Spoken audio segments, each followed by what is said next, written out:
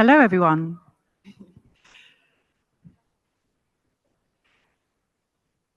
Just to say thank you to Sweta, Anthony, Paul for organising a beautiful lunch, because that was actually really nice. Thank you. Right, so this afternoon's session, for the next hour and a half, you're going to hear from a series of us, and it really follows on from what you heard this morning. So words that were kind of bandied around this morning was equity, was access, was information, and this is really essentially what this session is about. So I will crack on. So I am Shazia. I'm the North Thames GMS Health Equity Lead, and I came into post in November. And in November, my first task was to write an equity strategy for the service in our region. So this is a bite-sized part of that, because there are many people in this room that have contributed to this strategy and have heard me talk about this for hours, and mostly multiple times as well. So this is a bite-sized version of the strategy, but also just to pull out some certain parts of it. And essentially, it's about delivering tomorrow's genomic medicine together. So equity is about delivering together. So first of all, what is equity? And what is equality? So this is the first question whenever I have spoken to people of, can they just explain to me what these two terms mean? Some people really, really understand what it means. Other people don't really know the difference, and that's absolutely fine. So this is a graphic that one of our patient panel members said he uses when he's talking about EDI, when he goes around educating people. So equality is essentially about being equal. So it's evenly and equally distributing tools and resources and information. Whereas equality is about customizing those tools, the resources and the information that will address inequalities that people have. So what you have in this graphic is essentially where on the left-hand side is equality, where there's a barrier where people are all treated the same. And if you imagine on the other side of that fence is a hospital, some people don't even know what is available to them beyond that fence. Other people do know but can't quite get to it, and other people can get to it very easily.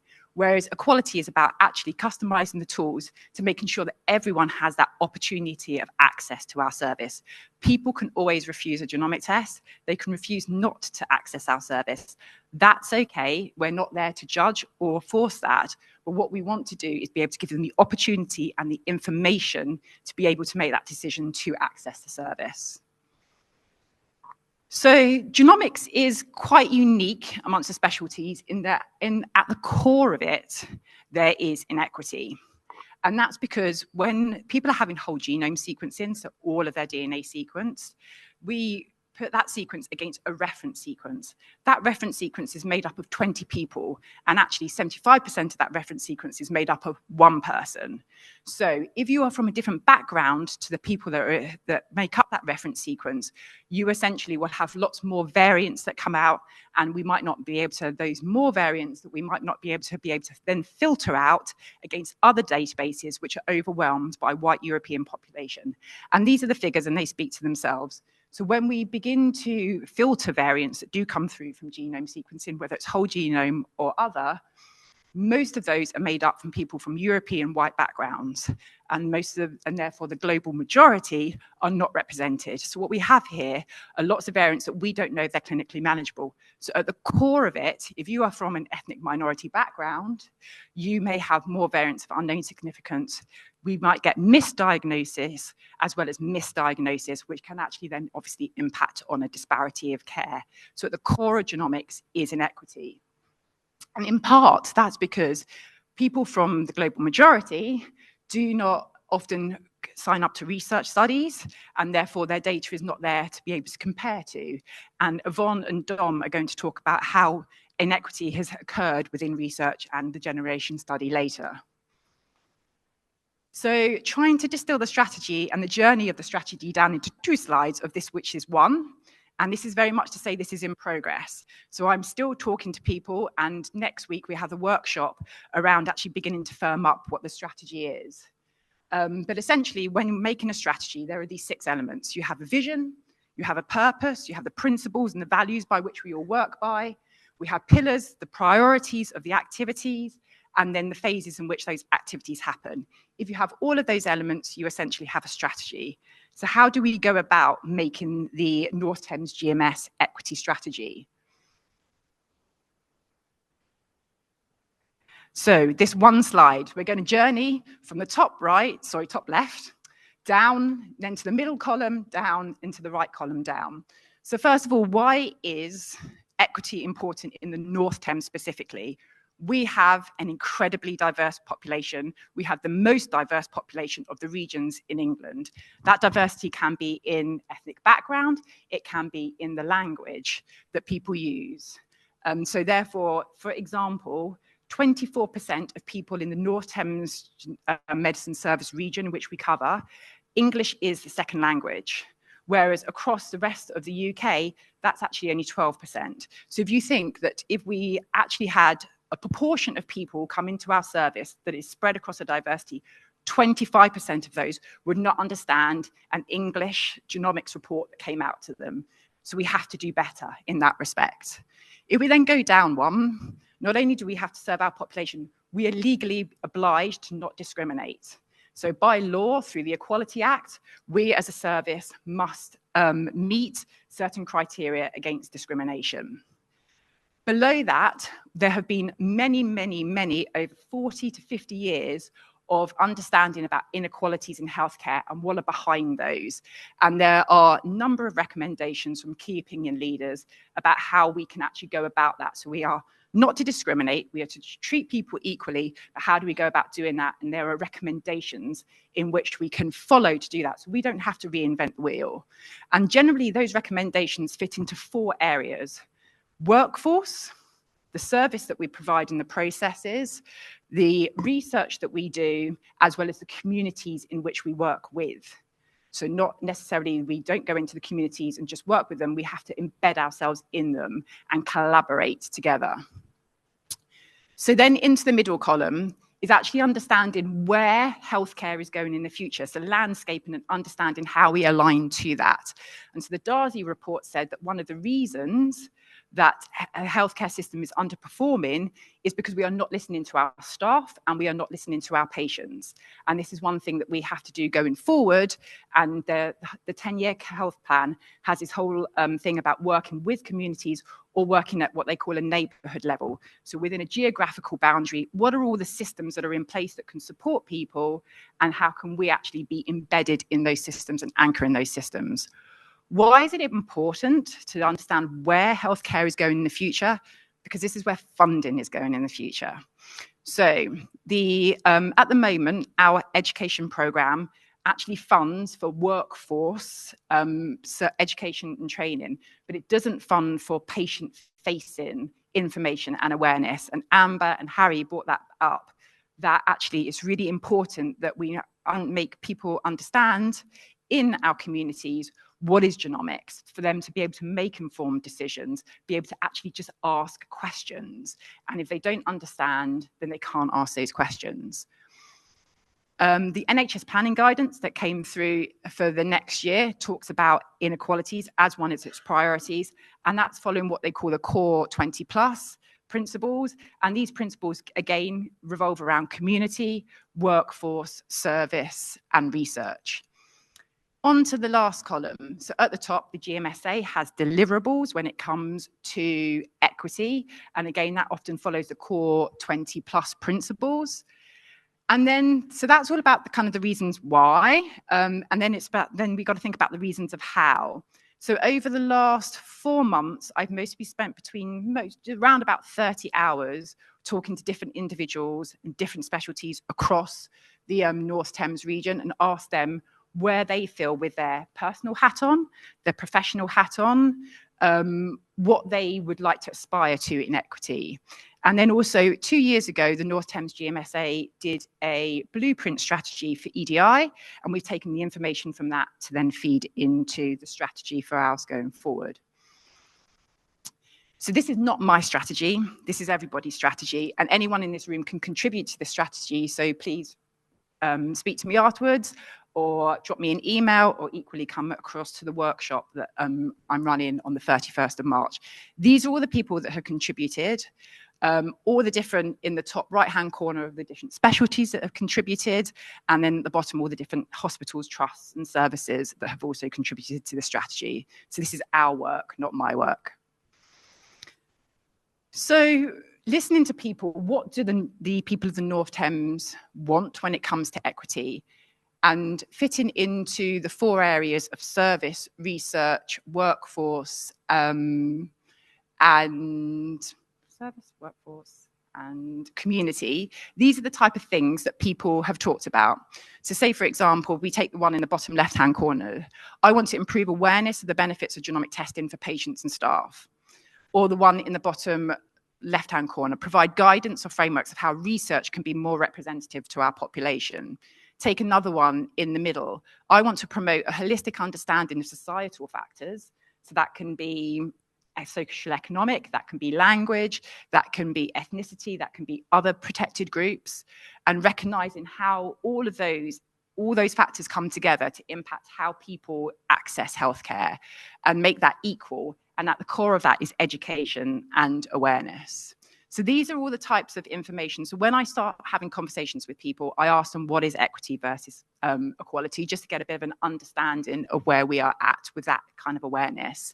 And then I ask, what is your aspiration? What is your aspiration for the next 5 years? And then once that aspiration has been talked through, we can think about the activities in which we are able to meet those aspirations. That's not to say that I can meet everybody's aspirations, but what we can then do is think about prioritizing those aspirations and getting a consensus on what's most important. Slowly clicking on. Thank you. So what is equity?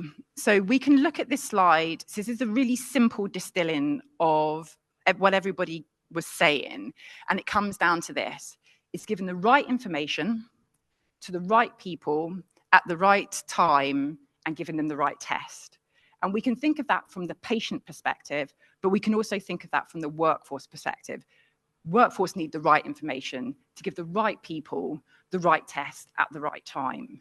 And I'm going to look at this slide most probably in the future and think of penguins, because this is kind of what Eddie was saying when he was talking about in his video. And I've kind of written it down here, that he said the NHS has a role to help everyone understand the value of genetic testing. And that actually comes down to these 4 components. To be able to do that and get the right test in is the right information to the right people at the right test and at the right time. Eddie was fantastic, but he was a scientist. He had high literacy. He had high health literacy. And as it was noted, he went on a journey in himself to find people that could help him. And then he got that information that then helped his family. But how do we create equity so everybody can do that? And that starts with actually giving people the right information, both workforce and patients. And underneath that is actually how we treat our workforce and how we treat them more fairly. So underpinning, we can't deliver unless our workforce feels motivated. And so we have to think about ways in which we can plan our workforce more equitably, how we can develop our workforce more equitably, and how we can have more equitable practices. And Arti will talk a little bit about her journey on being a Genomic Associate and how that might, those kind of 3 components might fit into that. So again, distilling all the information about where the healthcare landscape is going, what is our legal obligation, what are our deliverables as a service, what is it that people want, we can distill down that the objectives essentially into 3 themes of work, which I've already kind of mentioned, which are community, workforce, service, and research. So under community, the focus, which is in these boxes, is to understand neighborhood level experiences, because it's about people's experiences. Amber and Harry and Ed were so incredibly impactful that actually their experiences matter in how we deliver a service going forward. And it's actually understanding those experiences and capturing those experiences we'll be able to deliver a better service. So that would allow us to create collaborative resources that can help people to ask those questions and make informed decisions whether to or not access our genomic service and bring equity into the work that we do. Under workforce, we want to support equity across the workforce through motivating fairer workforce planning, development, and practices. And the service, we want to improve aspects of data, structure, and processes to guide and equip staff to be able to deliver an equitable service. And in research, we want to be able to embed equity into all research projects and programs that we do. Equity is endless and it can be very ambitious, and we have to be reasonable and rational about actually what we can deliver.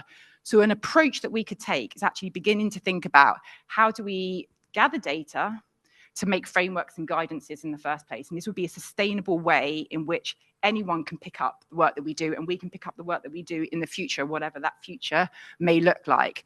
We can then think about, from those frameworks and guidances, making pilots, then iterating those pilots, where they worked, what do we tweak, then implementing them more whole scale, then sharing them, importantly, and rolling them out to then potentially influence in policy. So this would be the kind of approach that we can take. We may not get into the end of all of these, but that's the way in which we can think about actually bringing equitable genomic service and then a sustainable one by making those frameworks and guidances to start with. So what kind of types of projects are people talking about? So first of all, moving on to one type of project, and these will all be contingent on building partnerships, which will take time and it's not easy, listening to people, and actually getting patient-facing funding. So one of the first projects, and I think Amber and Harry alluded to this, and Pooja actually earlier, they talked about, Amber said that she didn't get signposting, Harry said that she did get signposting to services, and actually you may get signposting at the time in which you're within the bubble of the healthcare system, but you take no notice of the 100 leaflets that you've been given. So actually you throw them away, and then where do you go? So to be able to think about ideating an idea of a genomics health hub, an online health hub, so making genomics accessible together, that helps and gives information to people when they need it, in the way that they want it, and in a way that makes sense to them. Those three components are a very different way of thinking about delivering information when you're looking at public-facing information.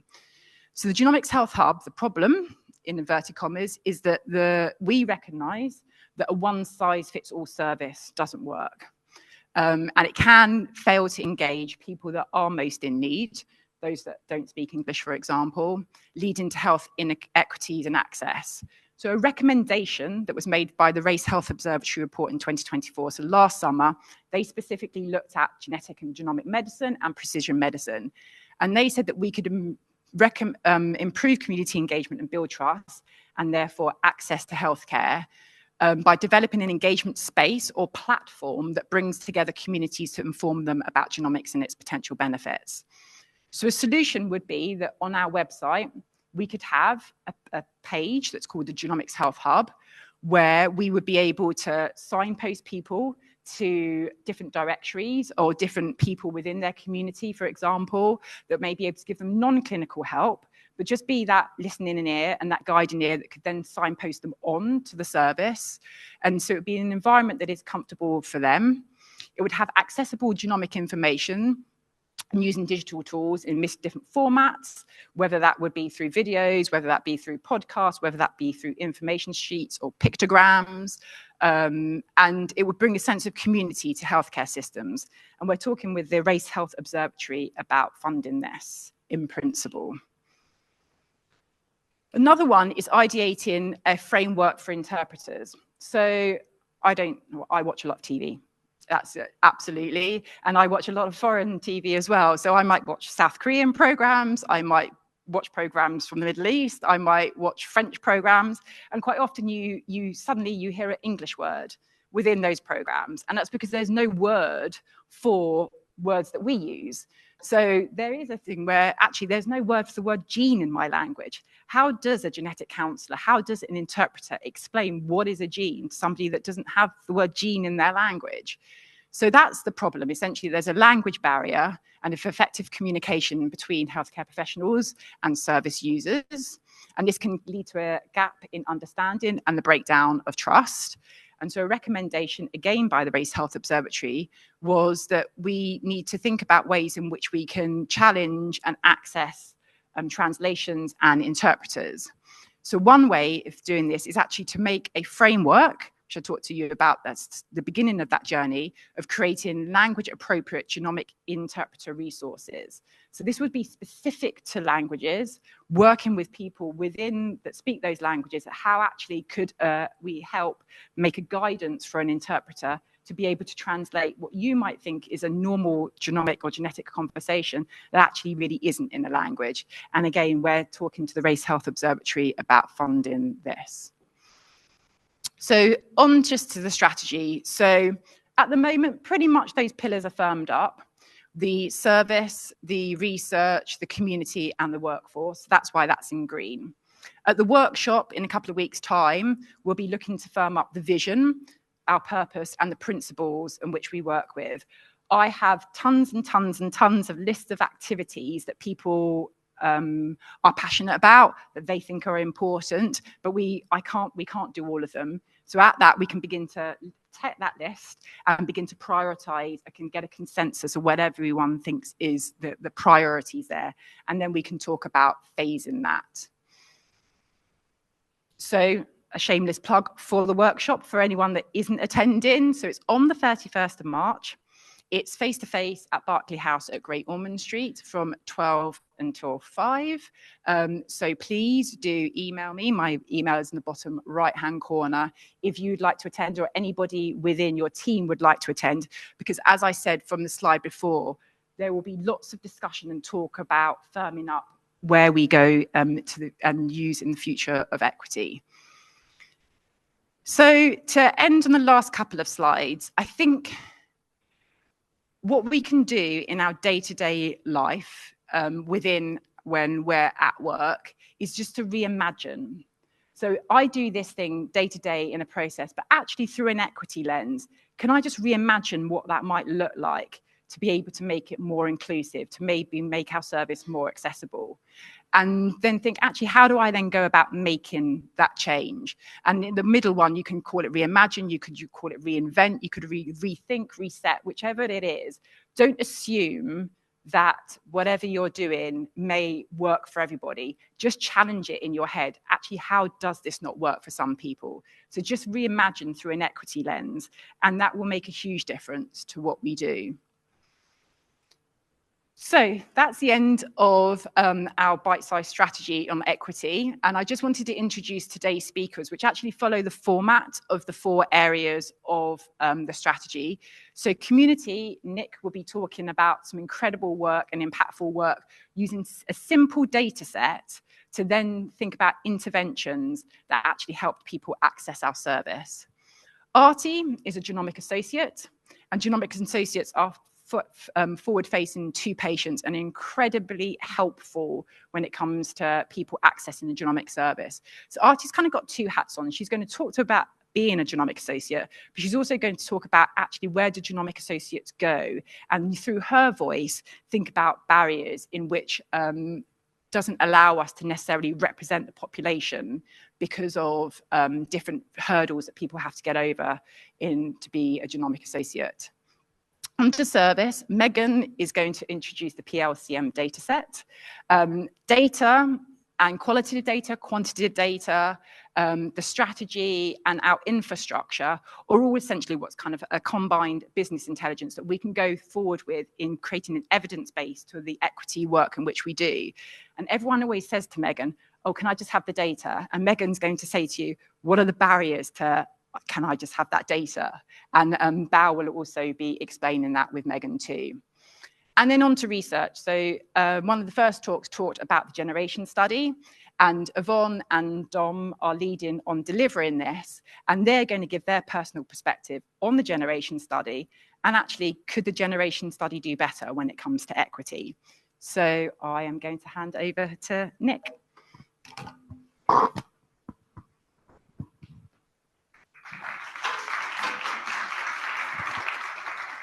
Many thanks, Shazia, and afternoon, everyone. So, firstly, a content warning. My presentation has no genetics in it, so if that makes you feel squeamish, look away now.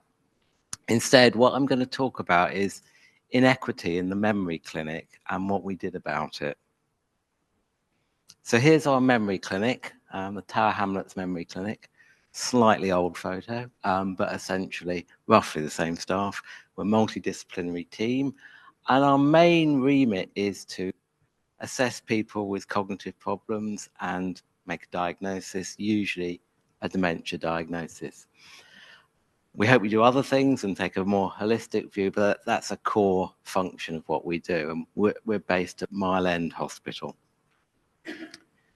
So go back sort of 14, 15 years, and we weren't doing a very good job.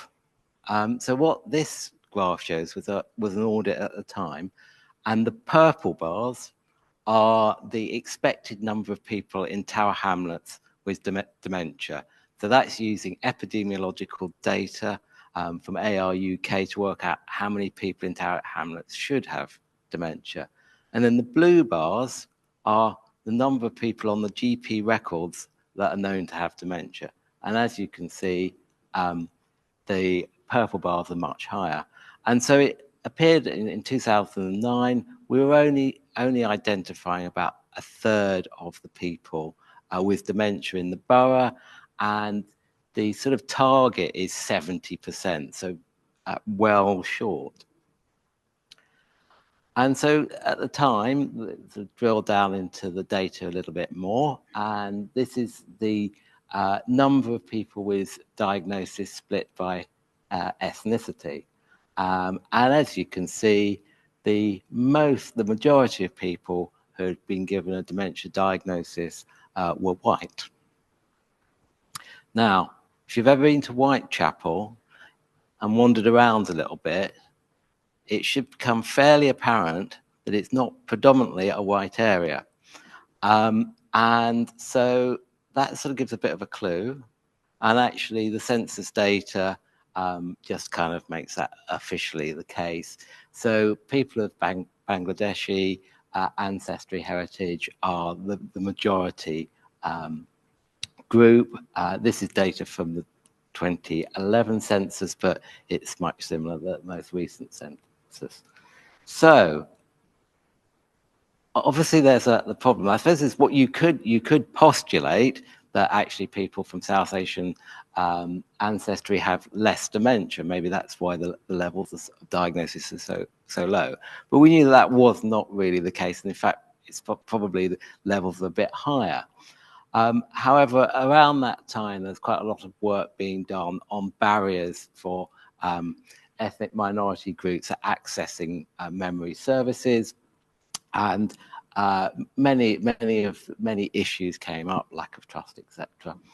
And these are kind of Shazia, thank you for this. I borrowed this this diagram from Shazia, but this is not a comprehensive list of some of the barriers, but just some illustrations. So concern of stigma, feeling that it's a family responsibility rather than a health service responsibility, and that dementia is not an illness.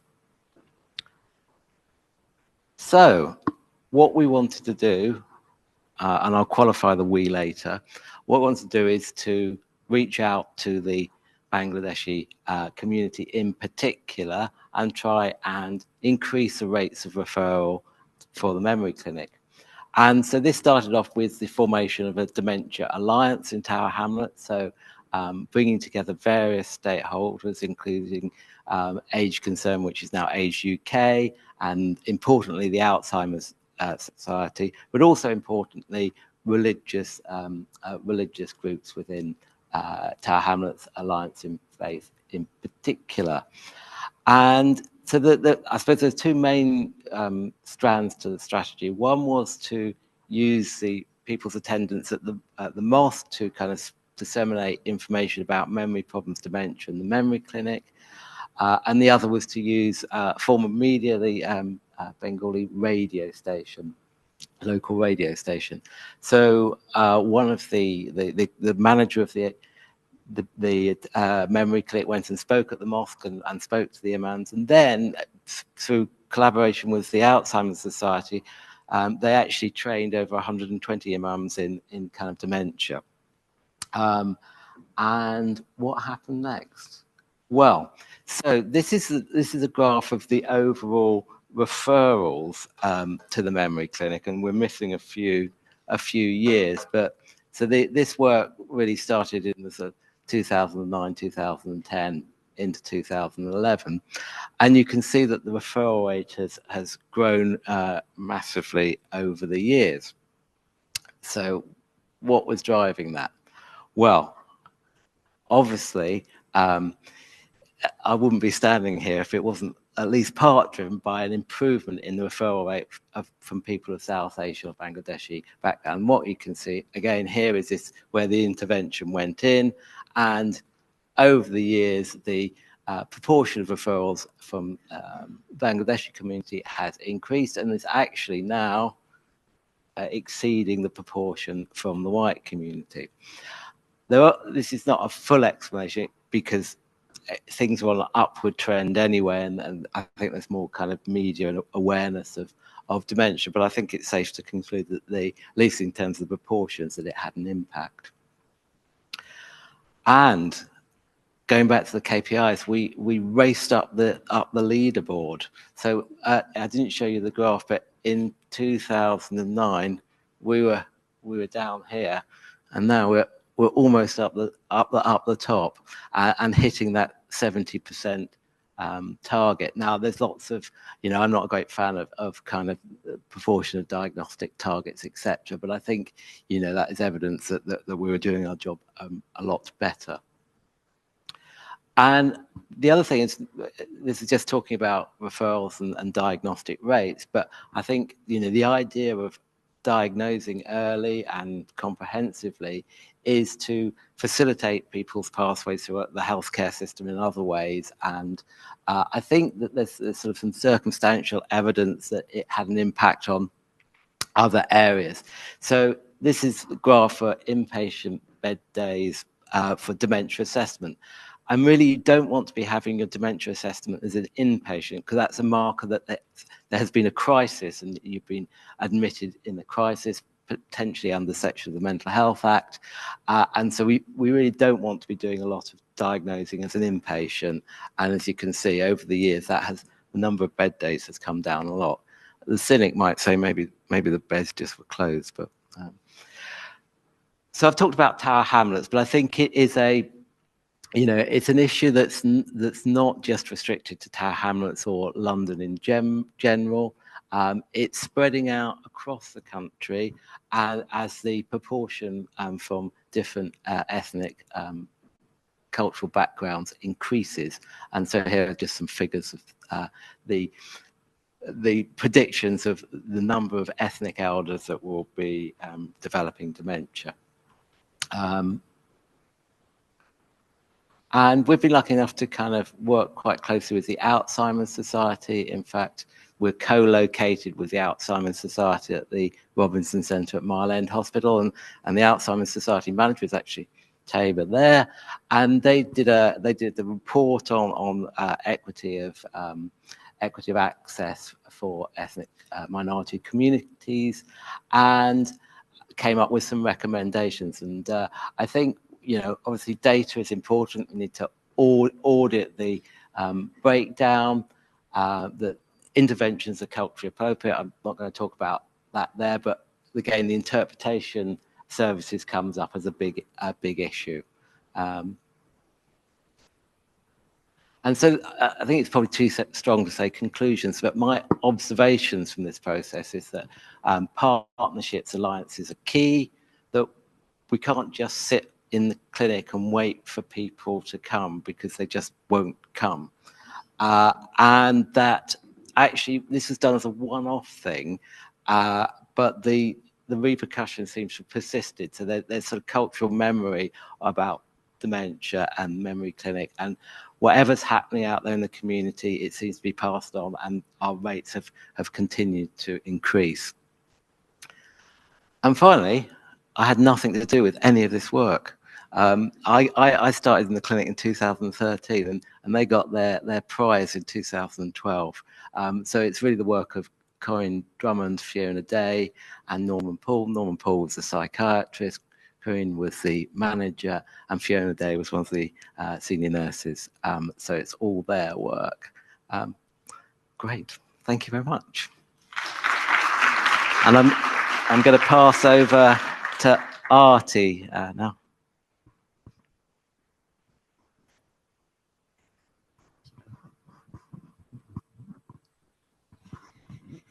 Good afternoon, everyone.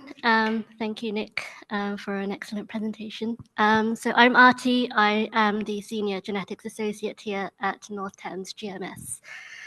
So today I'll just tell you a little bit more about what I think about workforce equity in the workforce, and in particular spotlight the role on the Genetics Associate. So the Genetics Associate role is probably quite a new workforce within genomics, not just at North Thames GMS, but across the country as well.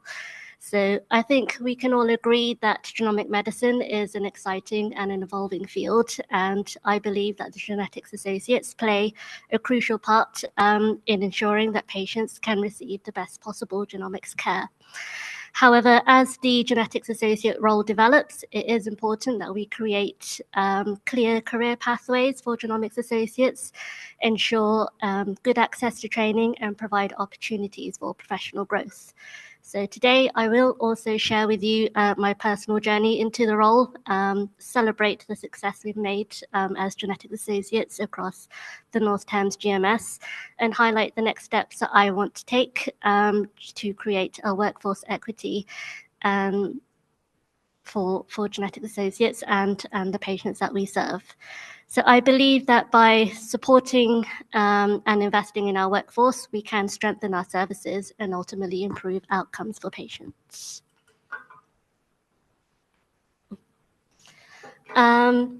So my journey into genomics has been shaped by both personal and professional experiences. So I have a rare condition myself called Treacher-Collins syndrome, and I believe that this has given me a deeper understanding of the challenges that the patients and their families experience. This includes navigating the healthcare systems and seeking a diagnosis. So this personal connection to rare diseases has fueled my passion for patient advocacy and my passion as well for improving access to genomic medicine for patients and their families. So I began my career supporting individuals and their families affected by rare conditions. So I've worked in the third sector in patient support groups for a number of years. And I helped to ensure that patients and their families had access to information, resources, and support. This experience has led me into the field that I am currently working in. And I now am very happy to play a key role in the whole genome sequencing referrals and helping to bridge the gap between patients, clinicians, and the laboratory scientists.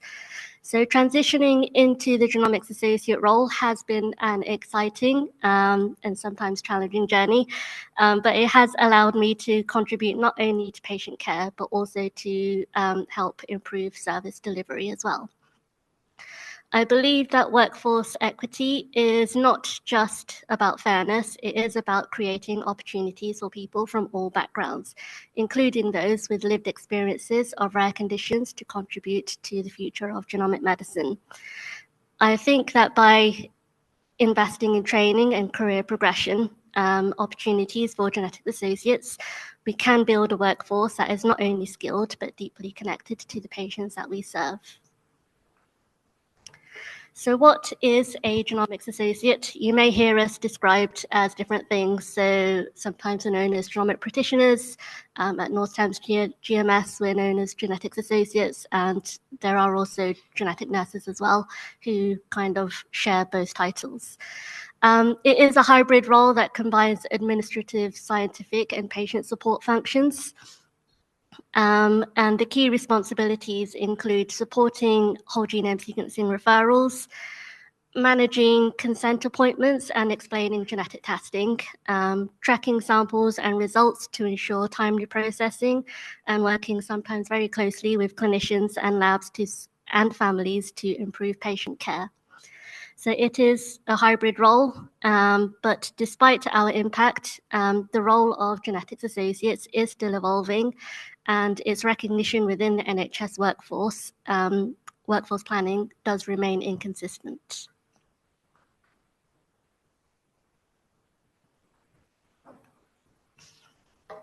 So one of the best parts of my role is being able to support families on their diagnostic journey. Many families spend years searching for answers, and genomic testing is obviously a turning point in their lives. But access to testing still is not equal for many patients and their families. Many patients struggle to access genetic testing, and this can be due to a lack of awareness or understanding of genomic testing or services. There may be language or literacy barriers that can make consenting challenging or sometimes impact their understanding of why genetic testing is necessary and how they can benefit from it. There are also delays in referrals due to inconsistent processes across the NHS. So the Genetics Associates can play a key role in reducing these disparities, and this is by ensuring informed consent, by providing clear explanations of what genetic testing is, and guiding families through the system. So a well-trained and well-supported Genetics Associate workforce can help to mean that no patient is left behind in the future.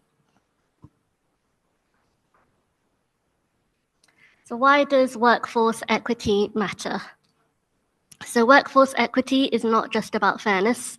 It directly impacts the quality of patient care.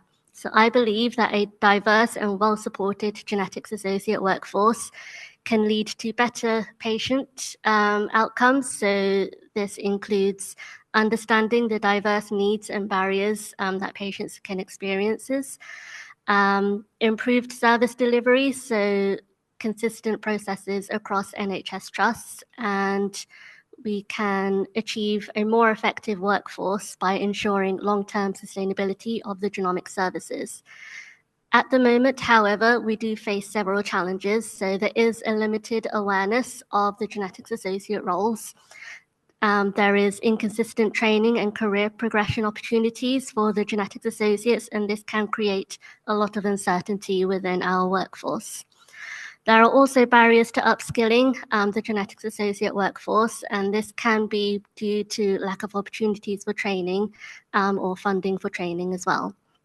If we don't address these issues, we do risk limiting those people who do enter the Genetics Associate workforce and who generally want to thrive in genomics. So some of the challenges that I have experienced, so sometimes in my personal circumstance anyway, moving into genomics from a non-clinical background. I was very fortunate to have a lot of, unclinical, non-clinical patient contact. So I did spend a lot of time supporting patients and their families when they had very complex queries about their genetic diagnosis. Not everyone who enters the Genetics Associate workforce has that experience. They can just be fresh out of university, finish their Masters in Genomic Medicine, and have ended up in the Genetics Associate workforce. One of the biggest things that has impacted the Genetics Associates is uncertainty about progression. So a lot of people that are currently Genetics Associates do want to transition into being a genetic counsellor. And although there is the option of the SDP or the Masters in Genetic Counselling, there is no direct progression from being a Genetics Associate to a genetic counsellor. And that can create a lot of frustration and uncertainty and anxiety for a lot of Genetics Associates who want to pursue that route. Across the country as well, for Genetics Associates, there is an inequity in training, I should say. So we're very fortunate here at North Thames GMS to be able to attend days like this and access other training opportunities, both internally and externally at the North Thames GMS. But unfortunately, that is not the same for other Genetics Associates around the country.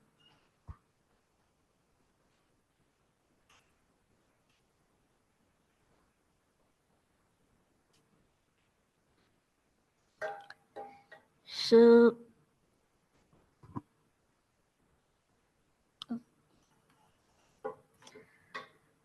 Some of the good things that I have experienced at the North Thames GMS, we are very fortunate to have a structured training for Genomics Associates, and we, as a result of that, the Genetics Associates that myself and my team include, we're able to provide structured training for whole genome sequencing to other specialties across the North Thames GMS. The Genetics Associates are very fortunate to have mentorship and networking opportunities, and this is to help foster peer learning as well. And we are very fortunate as well to have the opportunity to collaborate with multidisciplinary teams to enhance skills across different specialties. So nationally, there are also discussions around career progression for Genetics Associates that are gaining traction, particularly through the AGNC. However, I do believe that these conversations do need to translate into action with clear pathways and national recognition of the Genetics Associate role. So we do have evidence as well that a well-trained Genetics Associate workforce do improve patient experiences. So in 2022, there was a survey completed by families undergoing whole genome sequencing at North Thames GLH, which showed that patients consented by the Genetics Associates for whole genome sequencing had a more thorough discussion about genetic testing. And I think this just highlights how investing in the Genetics Associates benefits not just staff, but also the patients and the families that we support. Additionally, our team is being recognized within the North Thames GMS for its ability to facilitate whole genome sequencing consent and train other healthcare professionals across mainstream specialties in genetics or genomics conversations. So mapping career pathways and what I believe the next steps should be. So I believe that we need to increase awareness of the Genetics Associate role to attract more diverse candidates. We do need to identify more training opportunities, both internal and externally, just to ensure that upskilling is accessible to all Genetics Associates. And I would really like to facilitate career development through CV enhancement and aligning with national job descriptions. So I think these steps will help to ensure that the Genetics Associate workforce remains strong and sustainable as well. So to build an equitable workforce, there are some systemic barriers that need to be addressed. And this means defining career ladders for Genetics Associates, recognizing the Genetics Associate role in workforce planning, and embedding diversity and inclusion into workforce planning.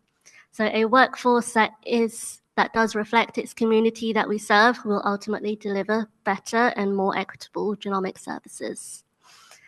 My vision for the future is simple. So a workforce that is diverse, supported and valued. So a diverse workforce that reflects the patients that we serve, a supported workforce that has structured training and professional development, and a valued Genetics Associate workforce that contributes to genomic medicine. Ultimately, I want to ensure that all patients, regardless of their background, have access to genomic medicine services. And finally, again, I think we must open the door to more diverse candidates. I want to standardize training and career pathways for Genetics Associates, and I do want us to invest in Genetics Associates as a long-term workforce solution. So thank you very much for your time, and I'm happy to take any questions after.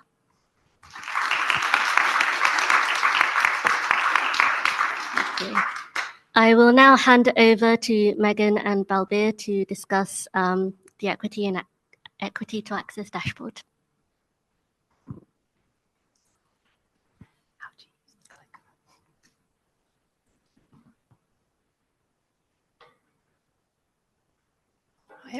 Sorry, I've got a frog in my throat. Hi, everyone. My name is Megan Luca. I'm the Data and Performance Analyst in the North Thames GLH, and I'll be talking through how we've been using our patient-level data set in terms of equity, and then after me, Bal will talk us through how we've been using our data dashboard.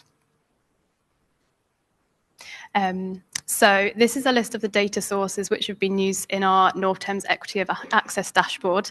So I'll be talking you through the first two here. So the first one is our patient level contract monitoring data set, which some of us have the pleasure of talking about on a daily basis. Some of you probably haven't heard of it, so I'll talk you through what that means. And the index of multiple deprivation, which some of you might have heard of. This is a government data set, so I'll kind of explain what that is. And then a few of the other data sources that we've used in the dashboard are nationally sort of public available dashboards, so Office for National Statistics and government data sets, which I won't talk about too much, but they are available online if you wanted to find out more. So I'll start with the patient level contract monitoring dataset, or PLCM, for those who work closely with the GMS. So Beth already spoke earlier about kind of that kind of pathway that happens within the lab. So that's basically what this dataset covers. It's all the activity that happens from a sample receipt to the authorization of the genomic report at the end, which gets sent to the clinicians. So again, I'm not scientific, but I will give a very whistle-stop tour of kind of what's recorded.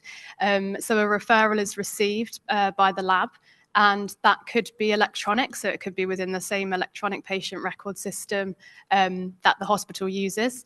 It may be on paper, which sometimes can lead to limitations within the data set depending on what's recorded on that piece of paper. Sometimes that's internal to a trust or external to the trust of where the genetic testing has been performed. Again, very sort of simplified. There is a prep part of that, so a DNA is extracted, a test and a report, and this activity is all recorded within a lab information system. And then each individual service provider within the GLH submits basically a standardized data set. So they take all this unstructured data in the lab information system, they turn it into a structured data set table, and they submit that securely to us at the GLH based at Great Ormond Street. So when that is received by us at the GLH, we process and store those extracts. We send a collated version of that to NHS England as part of a monthly statutory submission, and we analyse that data for things like turnaround time performance, activity against the test directory, and also equity of access, which we'll talk about in a moment. And then the genomics unit at NHS England receive that data set, they publish our activity data, and they monitor our data quality and activity and finance and performance. So just to kind of say here, the primary purpose for this data set is for contract and financial monitoring, but we are trying to use it for some sort of other project purposes as well. So this is an overview of kind of where all this data comes from. So these are our service providers within the North Thames Genomic Laboratory Hub. In the purple on your left or your right, can't really tell. There are sort of laboratory hubs. So the rare disease lab is at Great Ormond Street and the cancer lab is at the Royal Marsden. And then we also have our local genomic labs as well. So the reason I put this on here was kind of just to illustrate where all this different data is coming from. They're different organizations, they're different sites. We all use different systems, and so we have local business intelligence teams within each of these organisations pulling together that data and working quite closely with the laboratory and operational leads in those services as well. So just an overview of what's included in this data set. So the activity stage, so as described earlier, whether it's kind of like the wet lab stage or the dry lab analysis stage. The National Genomic Test Directory code, so that lets us know what clinical indication is being tested for and what method's being used. The test method, patient demographics, so patient age, patient postcode, patient ethnicity and patient gender, which I'll talk about in a minute. So the reason they're called that is because they're kind of NHS England standardized data set items, but I will talk a bit about kind of the limitations, especially in terms of ethnicity and sort of gender later on. Ordering trust, so we can tell kind of what overarching trust is ordering these tests, which service provider performs it, and then the turnaround times. And just to say as well, all of the activity is activity that has been completed, so that gets submitted at that end point of the pathway. Next, I will talk through another data set which we have used in our dashboard. So this is the Index of Multiple Deprivation, or IMD. This is published by the UK government. It's an official measure of relative deprivation in England, and essentially it's based on 39 indicators, which are organised into these different domains here. So we have income, employment, education, health, crime, barriers to housing, and living environment. Each of these domains are weighted, and then, so it's a bit difficult to explain, it's a bit statistical, but basically each area within the country is split into different statistical geographies, and within each of those geographies, about 1,000 to 3,000 individuals live there. And it's just a way of kind of splitting up our population, because obviously in London you'll have loads of people living in one small geography. In more rural areas, there'll be sort of the same number of people living in a really wide geography. So it just is a sort of statistical way of defining those areas. So just for reference, there are over 33,000 of these areas in England. They're called lower super output areas. And for the purpose of this deprivation data set, each of these areas is given a deprivation score based on the indicators within each of these domains. And then they are ranked, and then they're split into 10 different groups. So the idea of this is that we can kind of group different geographies into most deprived areas and least deprived areas. Just to say as well, this is it's kind of a proxy measure. It's a relative measure. Just because one individual might live in a most deprived area, that doesn't mean that they are necessarily affluent or not. There are pockets of deprivation and affluence within particular areas like London. So yeah, just kind of give an overview of that. But when we look at it from a population level, it's quite a useful way of kind of defining different geographies. Okay, so those are the data sources. So what we have used is a business intelligence tool called ClickSense to visualize these data sets and kind of combine them. So the way that we do that is we use patient postcode in the patient level data set, and we can link that to the deprivation data set so that we can derive characteristics of where our patients are living. So the idea of the data set was that we can present North Thames data. So obviously there are boroughs that make up our North Thames region, so we can view data, demographic data from the North Thames geography, and we can then compare that alongside our patient data to kind of start to identify if there are any trends. So for instance, we might see that within North Thames, there's a certain amount of people that live in deprived areas, and then we might look at one particular clinical indication and we might see that actually most of the patients being tested are living in least deprived areas, for example, and that might start to give us an indication of how we can try and target that inequity of access. We can filter this dashboard by genomic test code, time period, ordering trust, and patient demographics. I'll speak a bit about the demographics on the next slide in terms of limitations. But yeah, that's basically what this dashboard has aimed to do. And Bao will talk more about how we've used that next. So every data set has limitations. The PLCM is not one that doesn't. So I won't go through this in too much detail because it's not too relevant to the purpose of this presentation. But the one that I wanted to focus on really was ethnic group. So as you can see on my slide, our ethnic group field in the PLCM is only about 30% complete for most activity. And there are various reasons for this. There might be a lack of information with a referral. There are complexities of data recording and reporting in the LIMS. So sometimes systems aren't very flexible. You can't record a lot of things. I think we've kind of been on a bit of a journey with ethnicity data. We recently went to a national meeting with all of the different GMS regions, and it's kind of a national issue that everyone is trying to address together. So I think it's really important to kind of note that everyone is facing the same difficulties in terms of collecting ethnicity data. We started to think maybe we could audit referral forms to see whether is it something which isn't being collected at the referral stage? Is it something which isn't being recorded within the lab at the sort of specimen reception stage? But actually then we started talking about the burden on the patients. We don't want patients to be fatigued by giving the same demographic information time and time again, depending on which health professional they are seeing, when actually it probably is available somewhere within the NHS systems, but we're just not quite sure where. and also the burden of data collection and data input for those administrative and scientific staff in the labs as well. So we're hoping to try and, we're sort of exploring an approach at the moment. We're hoping some of the other regions contacted their ICBs and have GP data. So we're exploring that at the moment and hoping that somehow we'll be able to use a secure data environment or kind of share data to avoid the issues that I just outlined. Well, I don't think it's on this slide, but I think on the last slide I put about gender. So the NHS Data Dictionary has quite defined concepts of how to record gender.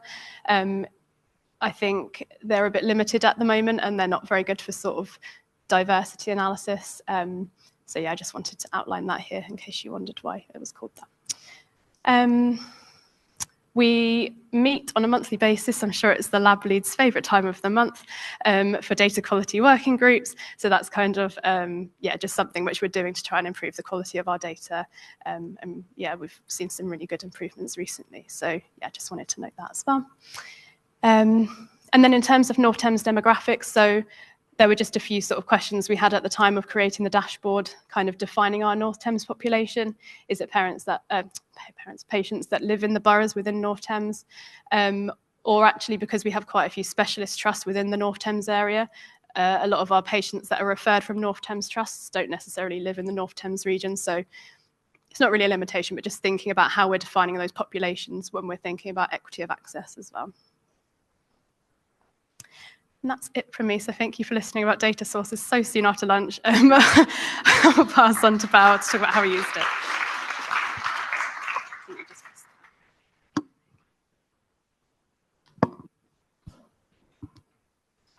Okay, so I'm Bao, and I'm going to talk you through some of the scenarios on how we use the equity of access app for looking at the PLCM data alongside some other government data as well.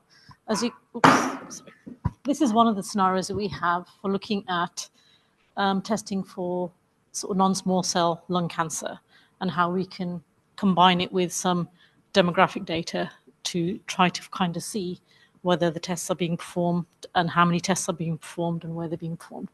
And this particular graphic here is the graphic at the bottom in the grey is what our demographic population data is for the North Thames, and the one at the top is our patient data. And this particular one was, because it was lung cancer, we thought it'd be interesting to look at outdoor living environment, which is a measure of the number of particulates in the air, as well as some traffic data as well. So this test is telling us, I mean, our data is telling us that there's more people in the most deprived area in the North Thames than what we're testing for. But finding out what that tells us, does it mean we need to do more testing in that particular deprivation? I think to answer that question, we probably need more data. We need to know more about how many people with this condition are actually in that area, in that deprivation as well. So this data was asked for by a genomic pharmacist who's here as well, and she wanted to find out whether the M4 lung cancer testing was, was testing conducted at different rates or different in different areas, and whether socioeconomics has an impact on how many people are being tested and where they're being tested as well. So this was how she wanted to use the data and cross-reference it with other reference data as well in different areas to find out whether the access to the testing was equitable. Another scenario is looking at education and language demographics in the North Thames population. And this particular government information is basically on how many people speak a certain language, speak English within the different boroughs within the North Thames. And the blue, the darker blue there, you can see tells us that there's at least one adult, or all adults actually, all adults in the household speak English. And as you go from the left to the right, the red basically means that there's nobody in that household that actually speaks English. And this could be helpful in trying to find out if you're looking at certain tests and looking at why maybe there's no uptake or you're not reaching a certain population, then this may help in terms of languages. And this is actually individual languages in North Thames by borough. And if you look at the image on the left, you'll see that the kind of beige color, the light color, is basically most boroughs. This is census data, so people have described their main language as English, and it's basically about 70% in most places. And the graphic on the right is, if you take out the English and look at only the non-English languages, you can start to see a bit of a picture of what languages are represented in those boroughs. So if you look at the kind of bright turquoise color, that's actually Romanian. And so going through different boroughs, you can see a different makeup of the different languages, which might actually inform how you want to do patient outreach or education and training, etc. So we can look at deprivation in terms of, I mean, Megan already touched on the fact that we have very low ethnicity data, but the deprivation deciles are split into quite different kind of domains. And one of them is adult skills as well. So you can look at, I suppose, equity in terms of ethnicity and language, but you can also start looking at literacy or adult literacy as well. So this is adult skills decile. So this is for adults over the age of 25, and it's basically a measure of their educational attainment, etc. So this is actually for Tower Hamlets, and as you can see, the patient and the North Thames population follow each other quite closely. So they're quite evenly represented. Whether that's the case, I mean, more data would give us more information. Okay. And this is the young person educational skills and attainment. This goes from up to the age of 25. And if you look at the North Thames population, which is grey, and the patient population, the North Thames population for Tower Hamlets in young person educational skills and attainment there's a huge kind of, in the lower deciles and the most deprived, that's what most of the North Thames population is there. Whereas in our patient population, the lower, the most deprived young people aren't represented in our patient population. And I think to understand why, I think there'd need to be more investigation and more data needed to find out why that is.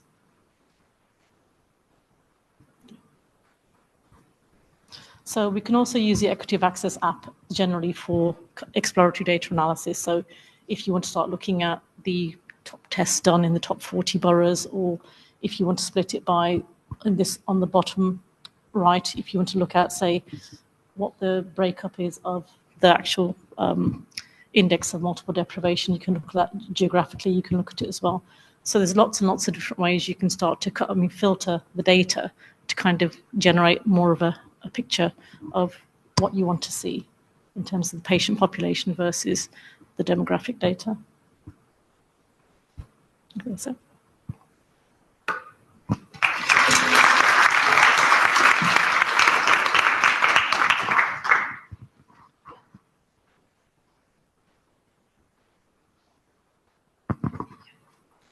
Thank you.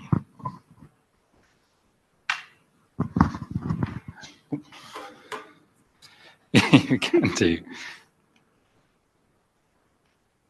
Hi, everyone. So Yvonne and I are going to do a bit of a double act. Equity and research, can the generation study do better? It's really great to follow on from Belle because she's been really helpful in our work to support this. So what is the generation study? I think we've already had a bit of an intro to the generation study, but very briefly, it's a long-term research study looking to see if we can use whole genome sequencing to screen for rare disease in newborns. And so the aim of that would be to diagnose and treat genetic conditions by looking at them from birth. Involves collecting a blood sample after birth to read the baby's genome, ideally from the umbilicus. And they're looking to sequence 100,000 newborns' genomes. And importantly, that data, then they also consent for that data to go into the National Genomics Research Library. Genomics England is a sponsor of the study. It's owned and funded by the Department of Health and Social Care. And their mission is to support an evolution in genomic healthcare and accelerate genomic research. This is newborn screening program as it stands. So it's majority of these 9 conditions here on the right. And it's great. There's a 97% uptake in newborn screening in the UK. And so we've seen that there's great potential to expand in this and hopefully use genomics to do that. So they will looking to looking to identify over 200 different rare diseases. They'll screen their genomes for that. And these have been selected that they usually appear in the first few years of life. And the idea is that they can be improved if found early and have treatment through standard care in the NHS. So it's not through a research program. And this is going on to what Amber was talking about, hoping to reduce that health inequality, reducing that diagnostic journey, and hopefully having better outcomes. Importantly, I just included this slide to say the sites that they selected it's a national study, and they've chosen sites dependent on high birth volume, the diversity of the people who use the hospital, and the maternity department performance. So, is genomics research equitable? There are long-standing issues in genomics healthcare and research. This list is, not exhaustive, but there's, the stigma around health and disease, language barriers, health and genomics literacy, lack of representation and cultural awareness. There's a lack of trust due to historical mistreatment, genomics and eugenics. Sometimes you say gene, the word gene, and there's mistrust there. Are you going to clone me? What are you going to do with my data? Institutional mistrust, not understanding the health system, and that research is a part of that. And I think this is across the population of everyone, not appreciating that all healthcare is based on research, the research that we have. So this document was published last summer by the NHS Race and Health and Observatory, and really sets out quite clearly what the issues are and provides some recommendations for that. So ethnic minority groups are hugely underrepresented in precision and genomic medicine research, and this is having this has negative impacts on health outcomes. Two of the largest genomic databases, GWAS, is 81% of that data is European biogeographical ancestry, and the Europeans account for 16% of the global population. The same with NOMAD, 77% of European and only 5% African and South Asian ancestry. So a caveat, so obviously the generation study was designed far before this recommendation was released, but the Race and Health Observatory provided these recommendations. So when researchers engage with the public and patients, their ideas and concerns should be considered to make taking part in research more accessible. Involving people from ethnic minority groups in genetic research and services requires financial resource and personal investment. Clear plans which suit each community should be made, and these should be assessed regularly. These plans need to be sustainable and scalable to improve engagement with ethnic minorities, and it's important to take time to reflect about past events to build trust with individuals and communities to break down barriers. These barriers are usually arise from previous mistrust, discrimination, fear, and bad experiences. For these barriers to be addressed, decision makers, researchers, and healthcare professionals need to openly listen so that they can be more aware of the challenges experienced by ethnic minority communities. Okay. So how is the Generation Study aiming to improve representation and research? So to give GEL credit, where credit is due, they have done a huge amount of work in the study design and a lot of discussion with different expert groups. They've got strong governance, including NHS England and Screening Committee, Department of Health and Social Care, and Ethics. They've got expert working groups supporting the design and recruitment ethics conditions, education and training and evaluation. And there's been a large amount of public dialogue, as I said, around the condition selection, how the study is designed, how people are approached and results are reported, and user research with 145 different parents. And they from the offset they recognise that there are underserved groups and these are less included in research than expected, and their healthcare needs are not matched by the amount of current research occurring for them. And I've just collated some slides that they provided on the work that they're doing to support equity. So they aspire to build equity into the study at every opportunity, acknowledge there are long-standing issues, understand that they can't single-handedly rectify these issues, and endeavour to create opportunities. They've got communities of practice to share good practice and what works and doesn't work in terms of recruitment. There's an equity subgroup that's been stepped up in the last 3 or 4 months. Their eligibility criteria is quite easy, simple, so that's the hope to facilitate access for those particularly vulnerable, experiencing homelessness, asylum seekers, etc. interpreters available via local sites. I think that's just the standard interpreter services that sites have, really. And they've got translated materials for 11 sort of most common languages. And the materials are all in accessible language, and parents are not required to undertake additional travel to consent or provide samples, and reimbursement is provided for that initial consultation if there's a suspected condition.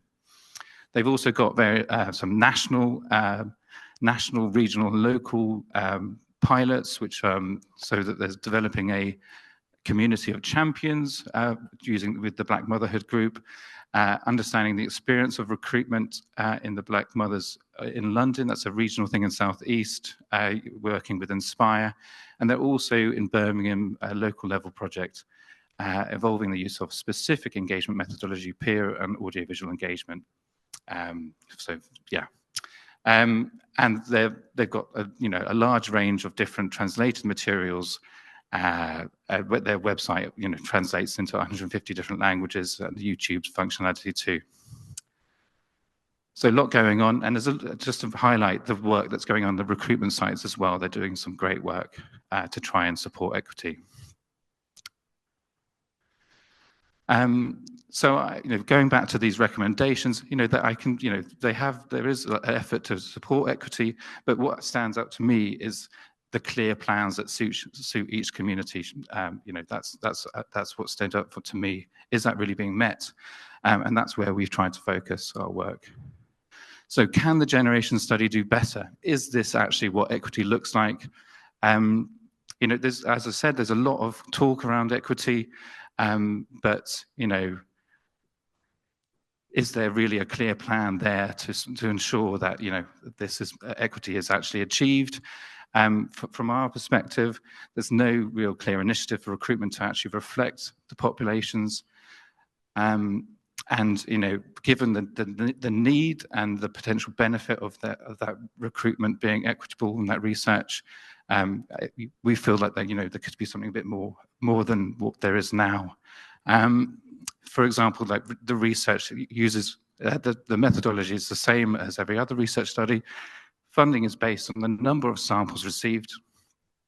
Not all languages are covered, but that doesn't really account for genomic literacy within that spoken language. And from the work that we've done with some communities, does anyone even read a leaflet anyway? And so Yvonne will talk about that later on, perhaps. And, when we're doing a study, well, Yvonne and I have both worked in research, and we always, it's like we're like salespeople. You pitch that to the candidates, and it takes far longer to explain a study through an interpreter, and much easier to recruit people who are English speakers. And so, if the study is really focused on numbers, and there's a real push for numbers, I feel pretty confident that equity will fall as a result of that. I'm going to hand over to you now. Thank you. So we wanted to think about what could be done to improve and how this can be achieved. Yeah. Oh, am I going backwards? So we wanted to think about what could be built in a research framework for the future to improve some of these aspects that Dominic spoke about. Should funding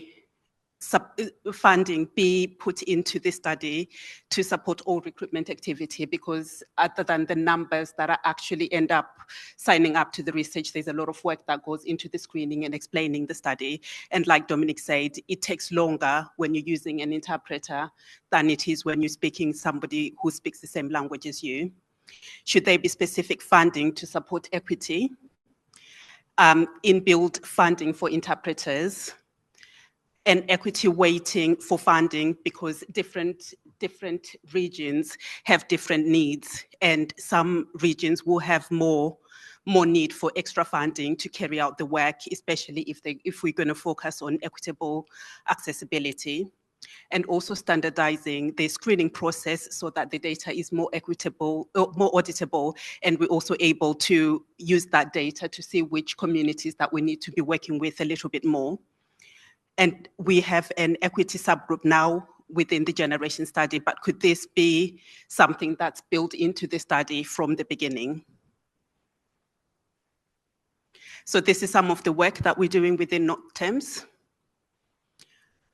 So we wanted to build a strategy that is on a continuum, and we continue to have dialogue within the recruiting sites, our communities, identifying any concerns so we can address them with different groups, any resources that are needed to help with this work, and also breaking down barriers and building trust.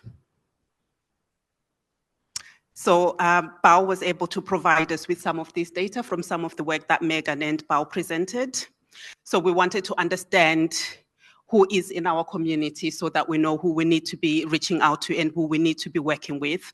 So we got the data for the ethnicity female between 16 and 50 because they are all eligible to participate in the study if they were pregnant. Looking at the age of our population, so at least 50% of our population could be eligible to participate if they were pregnant.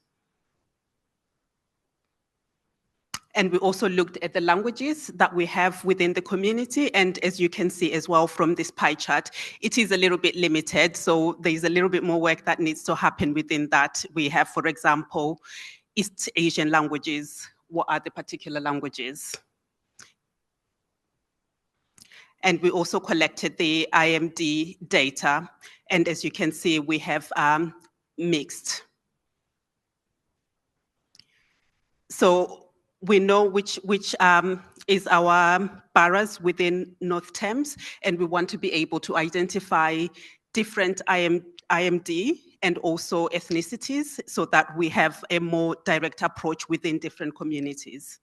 And building on the note from the recommendation, we know that if we are going to build trust, we need to be going to the communities and working with the communities to be able to bring them in. So this is an example of recruitment within one of our sites.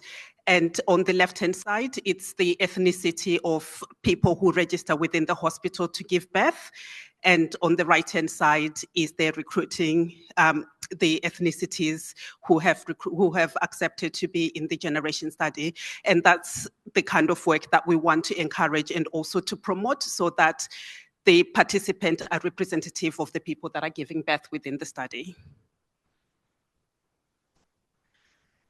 So going forward, some of the work that we're looking to forward within this strategy is that we are able to illustrate our efforts into recruiting equitably. So we also want to know within those ethnicities within the hospitals, are we talking to people equally about the study?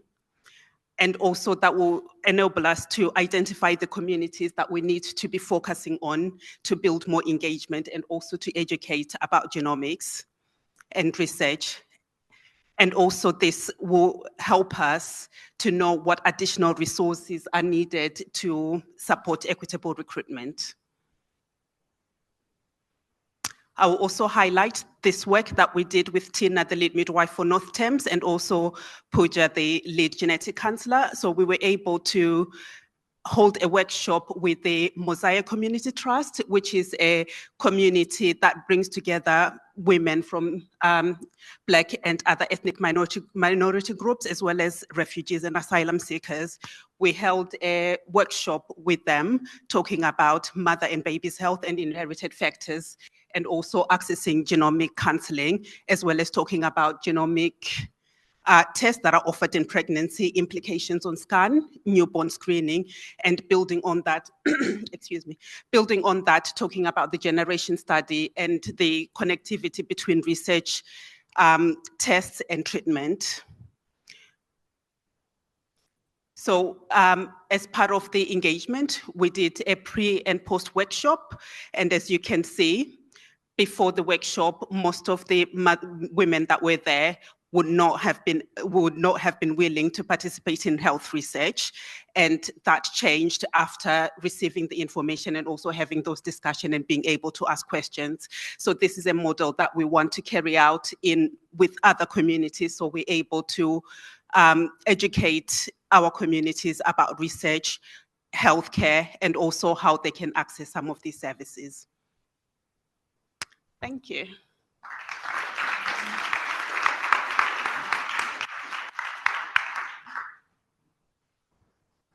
Thank you. Thank you, everyone that spoke today. I wanted to get across a real personal experience of all the different areas and what kind of we're looking at.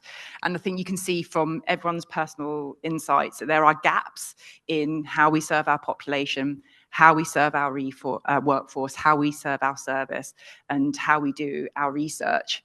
So again, I really encourage you to either get involved in the equity strategy, and again, a plug for the workshop in a few days' time, or when actions do come out around that, to actually help us implement them, because we can't do it without you. So so just listen to your colleagues, listen to your patients, listen to the public, reimagine what you do, and think of different ways in which you can carry out your future work.